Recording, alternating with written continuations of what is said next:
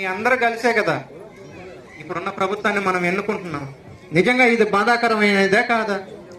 రాబోయే రోజుల్లో ఇప్పుడు నేను హైదరాబాద్ లో కొన్ని ఆలయాల్లో చూసా, శివాలయానికి సంబంధించి అయ్యగారు వాళ్ళ అమ్మగారు వాళ్ళిద్దరే ఉన్నారు. గుడి లోపల ప్రాకారాల లోపలికి దారితో సహా మూసేసి వారిని పర్మిషన్ అడిగి రావాల్సిన పరిస్థితులు ఏర్పడిపోయినాయి.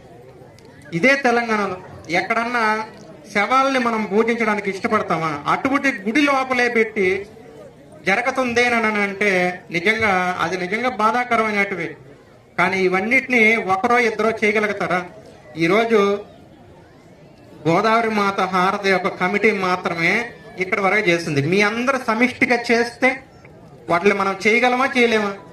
కానీ ఈ పరిస్థితులు మరింత దిగజారిపోతున్నాయని అంటే ఈరోజు మనకు కొంతమంది, నాకు అందరూ పరిచయం లేదు కాబట్టి, ఇప్పుడు రాధాకృష్ణ గారు ఉన్నారు, రాధాకృష్ణారెడ్డి గారు 10,000 గోవుల్ని ఇక్కడి నుంచి ధర్మపురి నుంచి అనేక గోవుల్ని వెళ్తున్నప్పుడు వారు కూడా చాలా గోవుల్ని ఇక్కడ ఆపడం జరిగింది. నిజంగా అది బాధాకరమైన విషయమే కదా.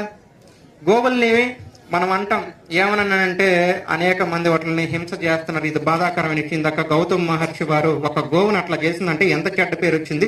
దానికోసంగా ఈ రోజు గోదావరి మాతను ఏడదాకా తీసుకొచ్చారు అని అంటే అనేక గోమాతల్ని ఈ రోజు వధిస్తున్నారు. వాటికి బాధపడి మనకున్నటువంటి మన బిడ్డలు రాత్రి పొగులు వాళ్ళ యొక్క కుటుంబాలు వదిలేసి పరుగులు తీస్తా ఉన్నారు, అనేక కేసులు పెట్టించుకుంటున్నారు, కొంతమంది చనిపోతా ఉన్నారు పిల్లలు.